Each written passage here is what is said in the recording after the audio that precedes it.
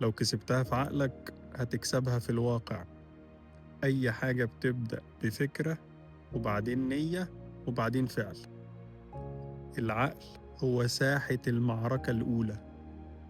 لو صدقت إنك هتقدر، عقلك هيركز على الاحتمالات والفرص وبإذن الله هتلاقي طريقة.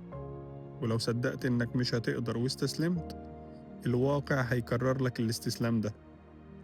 الثقة والتركيز والوعي والانضباط العقلي وإنك تواجه عقلك من غير خوف بيعملوا فرق حقيقي. صدق إنك هتقدر وغير طريقة تفكيرك، الواقع هيجريك.